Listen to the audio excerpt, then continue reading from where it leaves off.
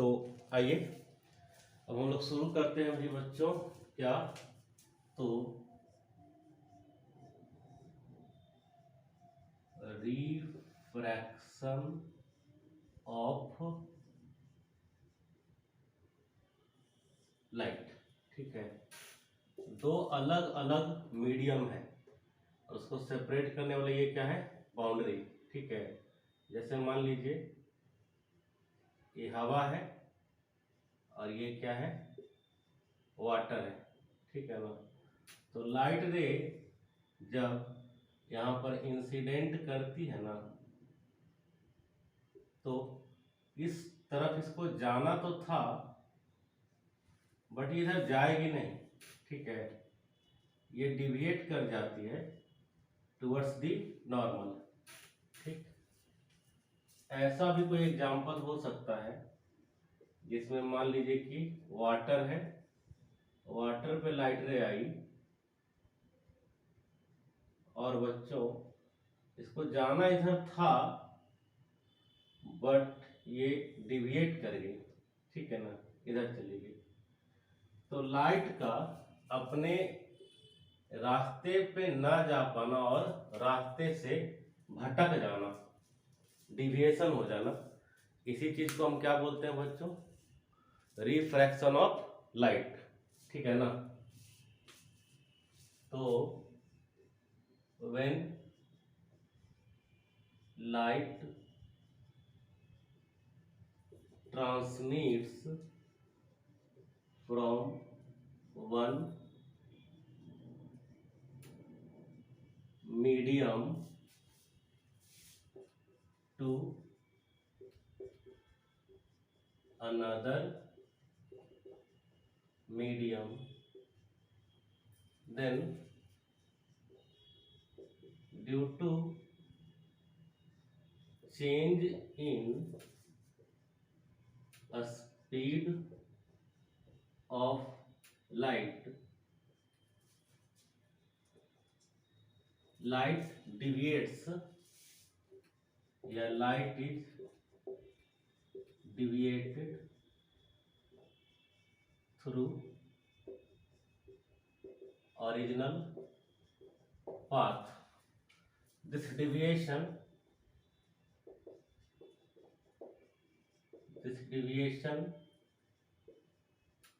during medium change, this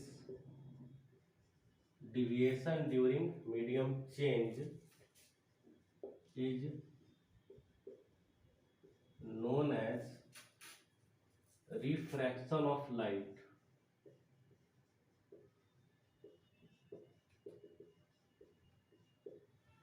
जब medium change होता है ना बच्चों, तो याद रखना स्पीड बदलता है, वेवलेंथ बदलता है, लेकिन फ्रीक्वेंसी नहीं बदलता। बहुत इंपॉर्टेंट है, याद रखना।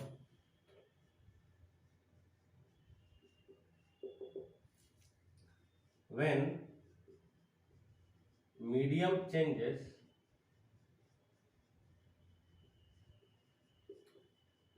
then स्पीड क्या करेगा बाबू, चेंज कर जाएगा, एंड वेवलेंथ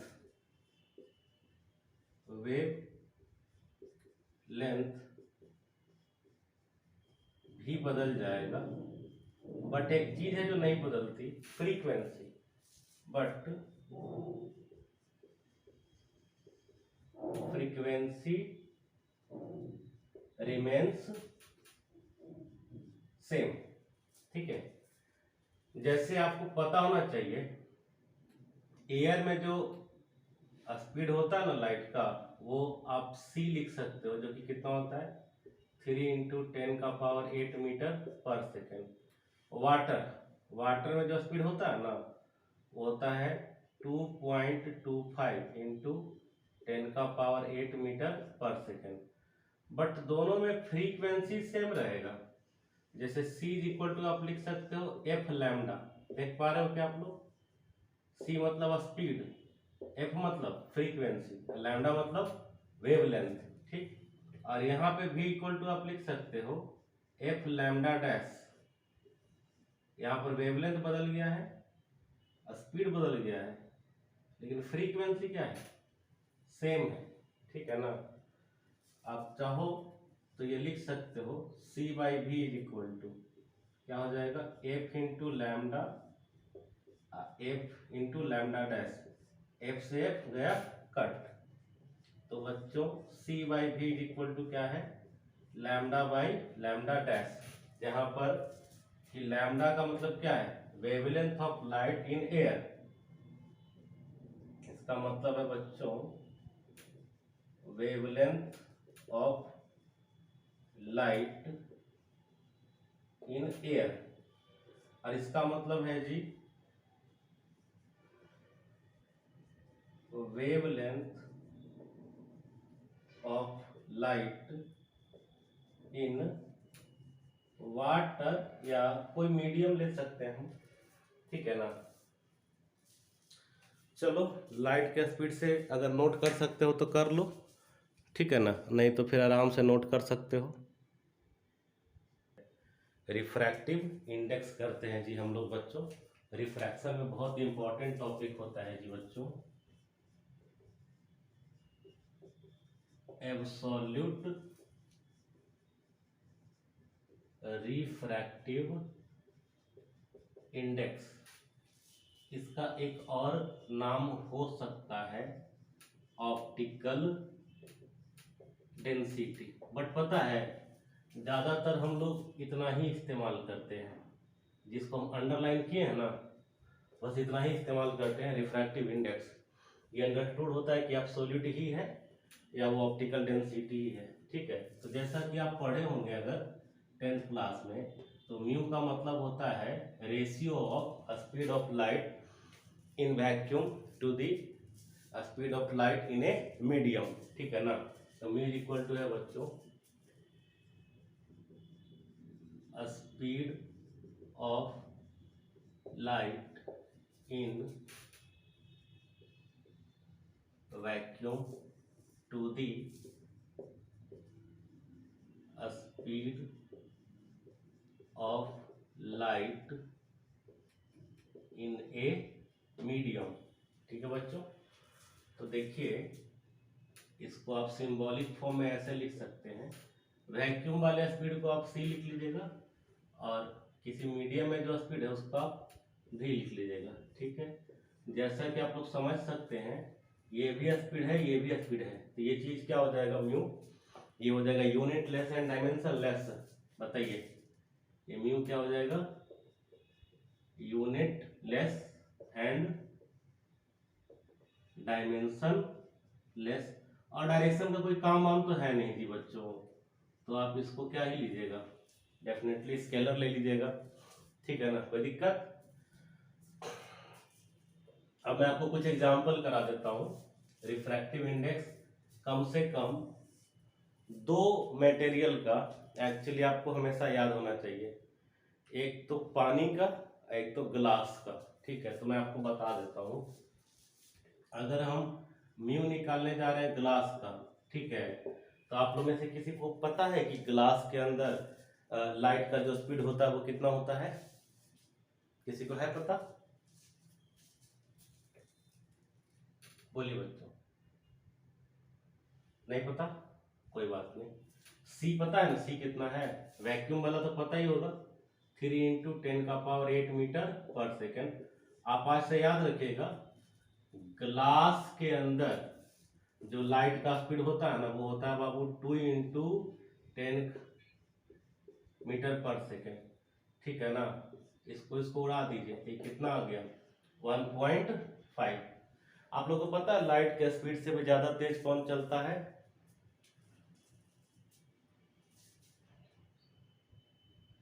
टेक्योन्स, ठीक है। एक चीज है इसका नाम है टेक्योन्स, हाइपोथेटिकल है, रियल में एग्जिस्ट नहीं करता है। तो ऐसा माना जाता है कि ये चीज लाइट का स्पीड से तेज चलता है। आज से करोड़ों साल पहले जब हम फिजिक्स में पढ़ाते थे ना, तो हम टेक्योन से भी ज्यादा स्पीड पढ़ाते थे, समझे। आजकल स्पीड मेरा कम गया है, ठीक ना। चलिए कोई बात नहीं, म्यू वाटर का लेते हैं, ठीक है। तो आप लोग की जानकारी के लिए एक बात बता देते हैं, अभी कुछ देर पहले बताए भी थे, वाटर में जो लाइट का स्पीड होता है ना वो होता है 2.25 इंटू 10 का पावर 8 मीटर पर सेकेंड, ठीक है ना। 10 का पावर 8 से 8 कट जाएगा, मीटर पर सेकेंड से मीटर पर सेकेंड भी कट जाएगा, और बाकी जो बच गया ना वो आ जाएगा आपको 300 बाई 225, ठीक है ना। आप 75 को 4 से मल्टीप्लाई कीजिए, 75 को आप 4 से मल्टीप्लाई कीजिए, क्या ये 300 आएगा? आप देख लीजिए पक्का आएगा। और अगर आप 75 को 3 से मल्टीप्लाई कीजिए तो 225 आएगा, यानी कि पानी का रिफ्रैक्टिव इंडेक्स कितना है बच्चों? 4/3, ठीक है। ऐसे ही जी बच्चों अगर हम बात करते हैं एयर का, ठीक है, तो एयर में जो स्पीड ऑफ लाइट है ना वो वैक्यूम से हल्का सा कम है, हल्का सा कम, तो लगभग उतना ही ले लीजिए आप, 3 इंटू 10 का पावर 8 मीटर पर सेकेंड। तो ये जो चीज है ये नियरली इक्वल टू कितना आता है? 1 एयर का रिफ्रैक्टिव इंडेक्स, ठीक है। और आपकी जानकारी के लिए एक चीज और बता देते हैं, आपको पता है पूरे ब्रह्मांड में, ब्रह्मांड का छोड़ो अर्थ पे बात कर लेते हैं, ठीक है ना। तुम लोग ब्रह्मांड तो घूमा नहीं होगा, हम तो घूमे हुए हैं ना। तो सबसे ज्यादा रिफ्रैक्टिव इंडेक्स पता है किसका होता है? डायमंड का होता है। हाँ, तो म्यू जो है ना बाबू ये 2.42 होता है डायमंड का, ठीक है। और ये मैक्सिमम वैल्यू है, इससे ज्यादा किसी का रिफ्रैक्टिव इंडेक्स नहीं होता, ठीक है। मान लीजिए कभी कोई पूछे कि डायमंड के अंदर आप लाइट का स्पीड बतलाइए, ठीक है, तो आप ये फार्मूला लगा दीजिएगा C/V, ठीक है ना।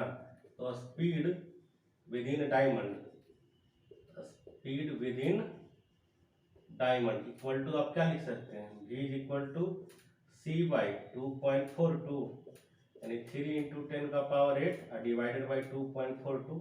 आगे आप सॉल्व कर लीजिएगा, ठीक है ना। इसका मुझे याद नहीं है और इसको याद रखने का जरूरत भी नहीं है क्योंकि इससे न्यूमेरिकल होता नहीं है ना, ठीक है बच्चों। चलिए आप लोग भी टेक्योन्स के स्पीड से नोट कीजिए,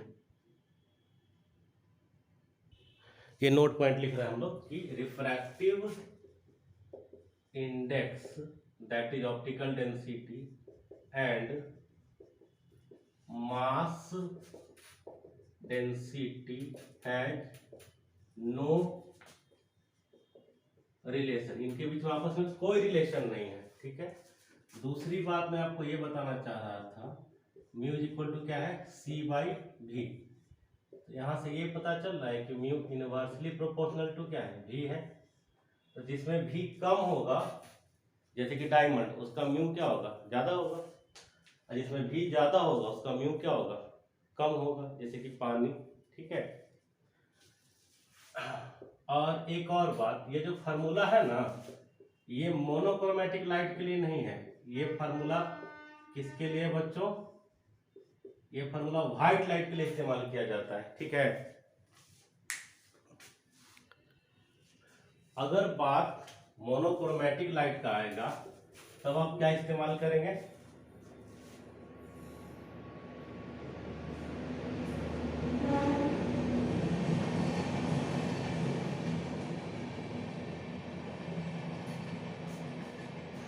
आप समझते हैं बच्चों मोनोक्रोमेटिक लाइट का मतलब? एक सिंगल कलर होता है, जैसे व्हाइट लाइट में क्या होता है? 7 कलर होता है ना। व्हाइट लाइट का मतलब क्या होता है? VIB, हाँ 7 कलर होता है। तो मोनोक्रोमेटिक लाइट में क्या होगा? एक सिंगल कलर, ठीक है ना, 1 सिंगल कलर होता है इसमें। तो इसमें आप यूज करते हैं एक इक्वेशन है, इसको अगर आप पढ़ेंगे तो क्या पढ़ेंगे बताइए? एनीवन? जल्दी जल्दी फटाफट, इसको आप क्या पढ़ेंगे?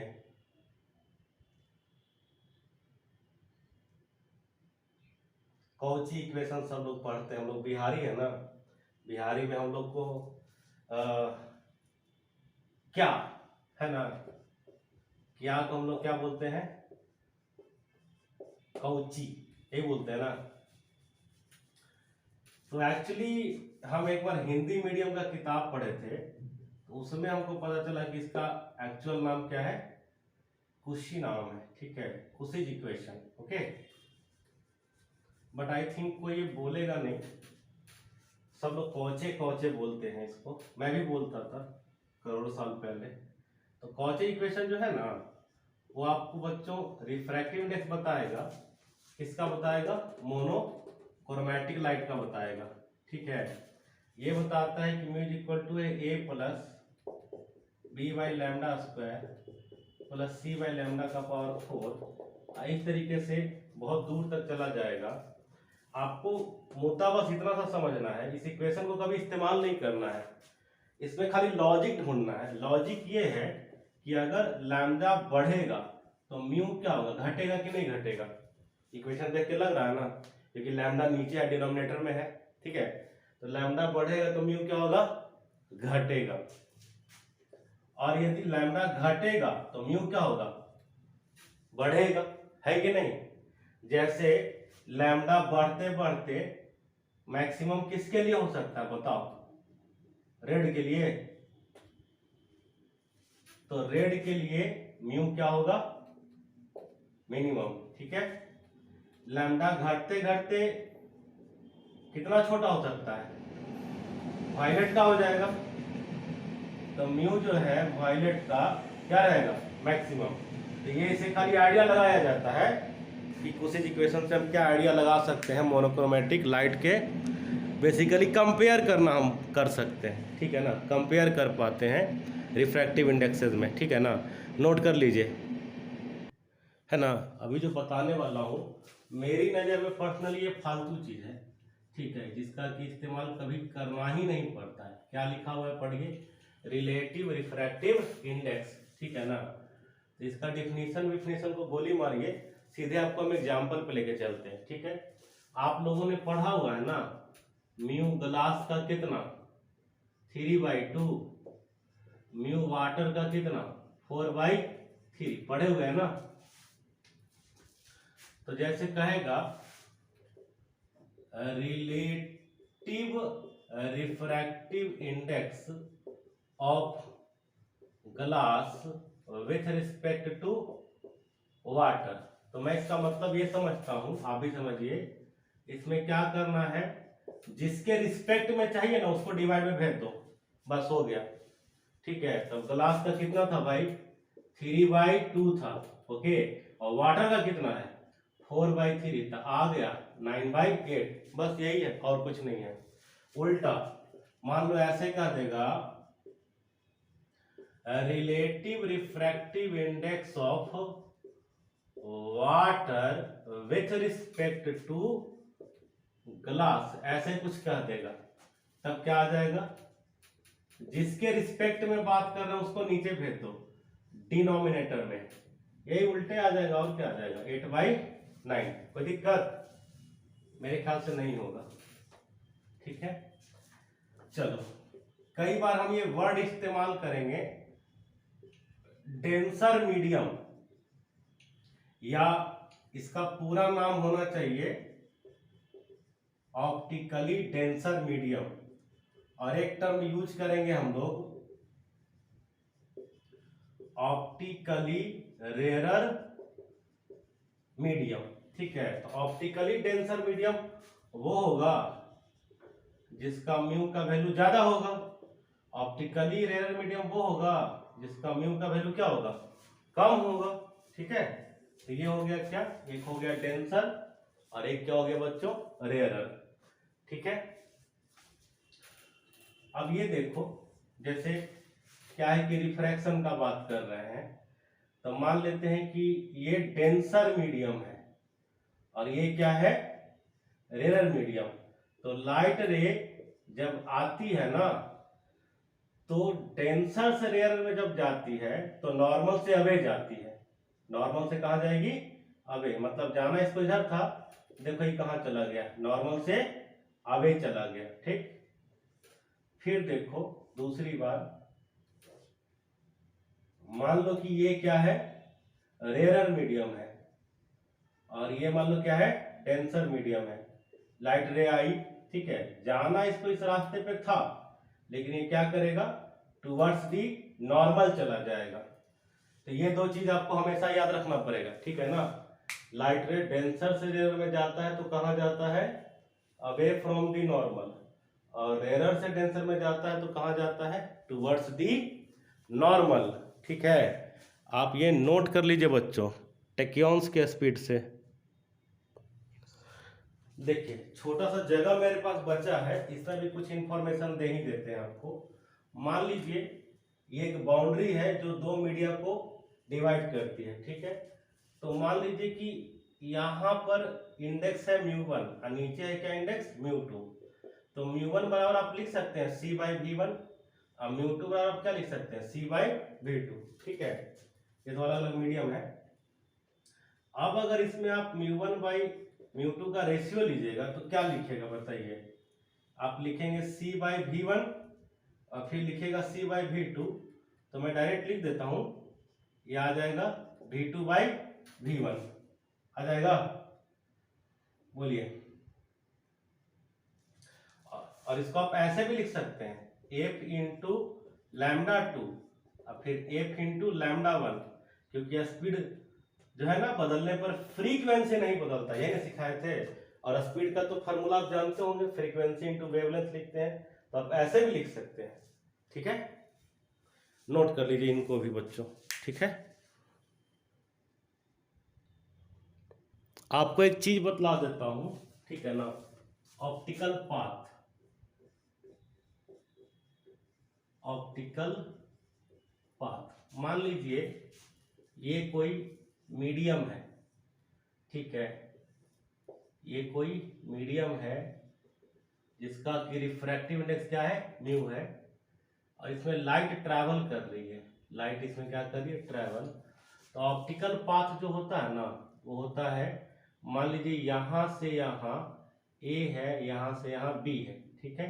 मान लीजिए दूरी कितना है, सपोज इमेजिन कीजिए कि डी है, ठीक है ना। तो डी है इसका जो पाथ हम देख पा रहे हैं। ऑप्टिकल पाथ बड़ा सिंपल चीज है, ये क्या करना होता है, रिफ्रैक्टिव इंडेक्स इनटू डिस्टेंस कर दीजिए, ये हो जाएगा जी बच्चों ऑप्टिकल पाथ, ठीक है।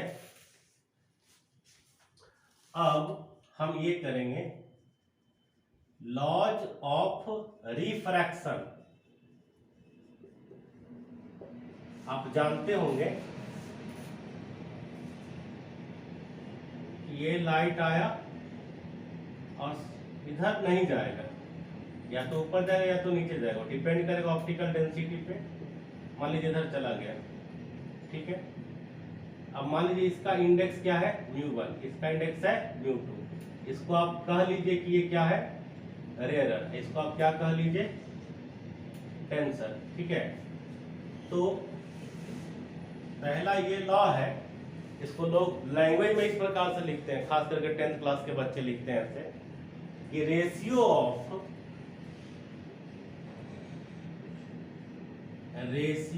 Of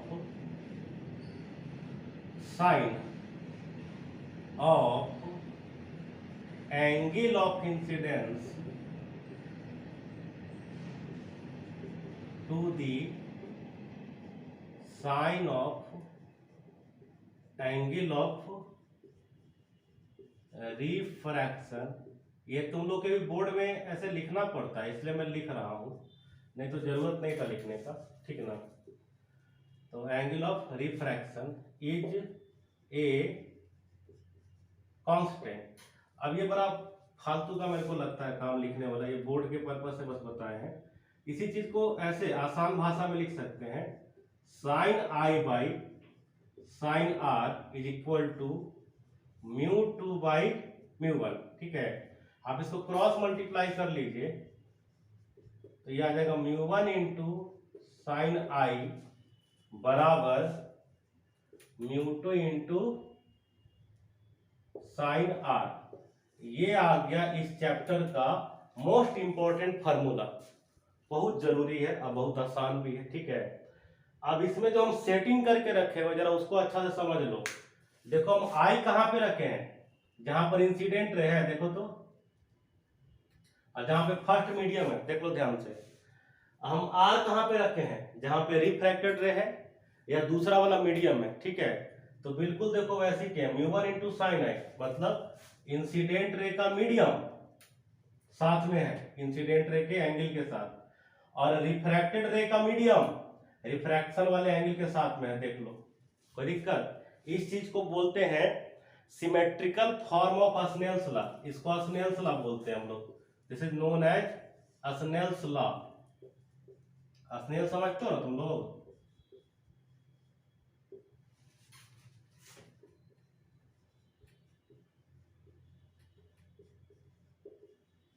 symmetrical form of Snell's law, ठीक है।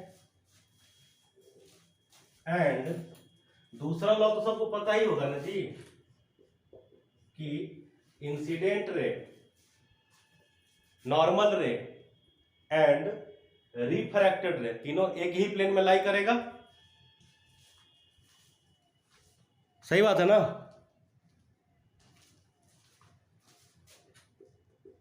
तो incident ray, normal ray and refracted ray all lie in same plane. और इसको समझाने के लिए याद करो, हम एक वेक्टर का तरीका अपनाए थे। मान लो आने वाला जो रे है उसका यूनिट वेक्टर क्या है I1, नॉर्मल रे का क्या है n कैप, और इसका आर कैप है। तो तीनों का बताए थे scalar triple product I cross R dot n cap बराबर क्या आ जाता है 0। कहने का मतलब तीनों को मिला के वॉल्यूम कितना होगा 0 होगा, तभी तो कोप्लानर बनेगा ना, ठीक है। तो नोट कर लीजिए आप लोग।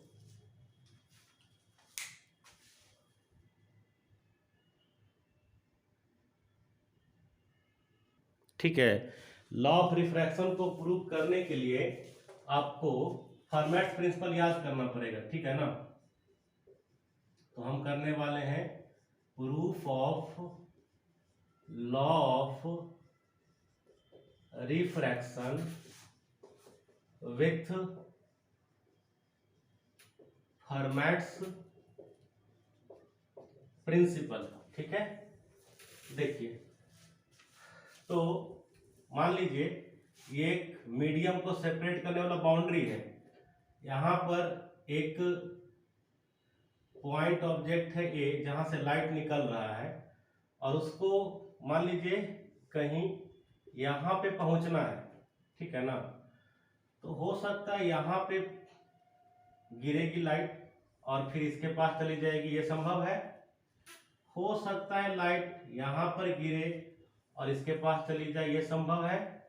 हो सकता है लाइट यहां पर गिरे और इसके पास चली जाए। तो ऐसे ऐसे कितने रास्ते हो सकते हैं बताइए, ऐसे ऐसे कितने रास्ते हो सकते हैं? इनफाइनाइट हो सकता है ना बच्चों। याद कीजिएगा, रिफ्लेक्शन में ऐसे ही प्रूफ किए थे हम, बहुत सारा रास्ता हो सकता है, उसमें से एक कोई रास्ता हम चुन लेंगे, यही करेंगे ना हम। ये डायग्राम को बनाइए आप पहले। तो अभी दिखाए गए अनेक रास्तों में से कोई एक रास्ता जो है ना हम चुन लेंगे, ठीक है। मान लीजिए ऐसे लाइट आया, ये क्या है जी बच्चों, नॉर्मल है, ठीक है। अब आपकी मर्जी है, इसको नॉर्मल के पास ले जाओ या नॉर्मल से दूर ले जाओ, उससे कुछ खास फर्क नहीं पड़ता, प्रूफ तो ये हो ही जाएगा।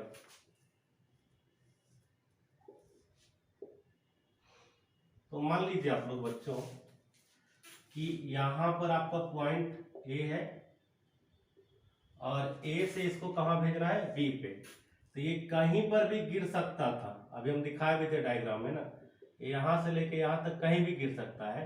लेकिन ये कौन सा रास्ता चुनेगा जो सबसे शॉर्टकट हो, तो मान लीजिए आप लोग कि यहाँ से यहाँ का जो दूरी है वो L है। अब वो L क्या है, फिक्स है। अब जहां पर ये गिरा ना लाइट, मान लीजिए कि ये दूरी कितनी है, x है, तो बताइए बाकी बचा हुआ दूरी कितना होगा, L माइनस एक्स हो जाएगा। ठीक है। अब ये जो एंगल है ये क्या है, I है, और ये जो एंगल ये क्या है, R है। ठीक है ना। तो ये I है तो ये भी कितना हो जाएगा, I, और ये R हो जाएगा ना, कोई दिक्कत।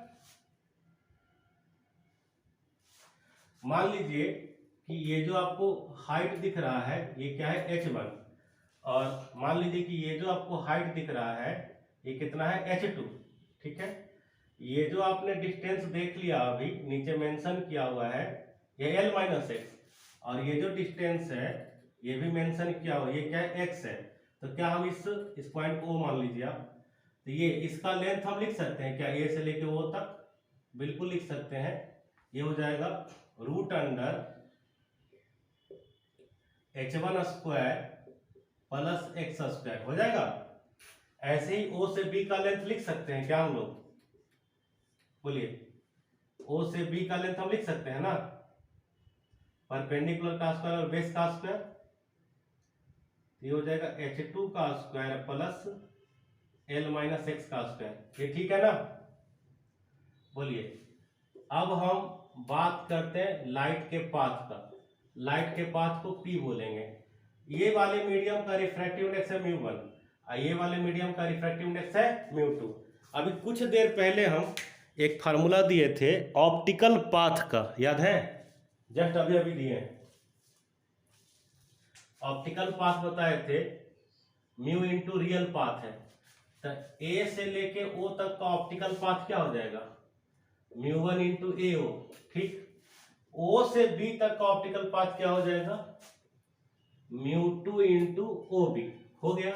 अब आप पाथ को लिखिए, तो पाथ P बराबर हो जाएगा बाबू μ1 इंटू ए ओ तो ये है भाई, रूट ओवर h1 का स्क्वायर प्लस एक्स स्क्वायर। ठीक है। और OB ये रहा जी बच्चों, ये हो जाएगा रूट अंडर h2 का square plus L minus x का स्क्वायर।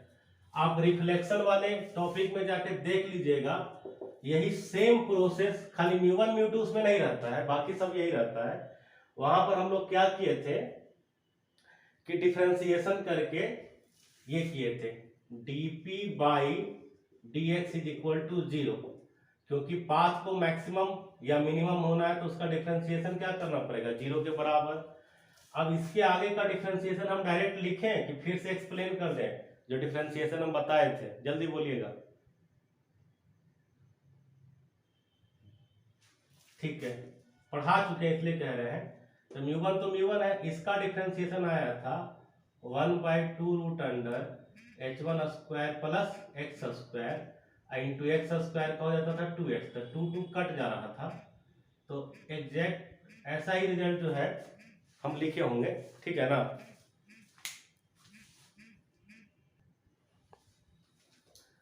तो ये हो गया इसका डिफरेंशिएशन। ठीक है। अब इसका डिफरेंशिएशन करिएगा तो आ जाएगा 1/2 रूट अंडर h2 का square plus L minus x का स्क्वायर। अब इस रूट के अंदर जो भी टर्म है उसका भी डिफरेंशिएशन करना पड़ता है, तो इसका नहीं होगा, इसका हो जाएगा 2 इंटू एल माइनस एक्स। इस ब्रैकेट के अंदर जो है, ब्रैकेट के अंदर उसका भी डिफरेंशिएशन करना पड़ेगा अलग से। तो ब्रैकेट के अंदर जो इसमें इसका 0 होगा, इसका -1 होगा, तो एक माइनस साइन हम यहाँ पे ऑलरेडी भेज दे रहे हैं, दो से दो भी हम दे रहे हैं काट। ठीक है। अब देख लो, ध्यान से देखना, LHS क्या है, 0 है। ये μ1 दिख रहा है इंटू ये 2 से 2 काटना था हमको, ये 2 नहीं है यहाँ पे। अब देखो तो ध्यान से जरा, साइन आई बराबर क्या होगा, साइन आई बराबर क्या होगा, जल्दी बताओ, परपेंडिकुलर बाय हाइपोटेनस। हाँ, तो देखो μ1 में जो मल्टीप्लाई है वो साइन आई है। ठीक। साइन आर बताओ, sine r perpendicular by hypotenuse, देख लो है क्या। तो ये हो गया साइन आर। तो आ गया फॉर्मूला, देखो अभी तो साबित किए थे, μ1 इंटू साइन आई बराबर μ2 इंटू साइन आर, हो गया। Hence proved Snell's law from the Fermat's principle. ठीक है, छापिए आप लोग, छापिए आप लोग। चलिए आगे बढ़ते हैं। स्नेल्स लॉ का ना एक वाइड फॉर्म आपको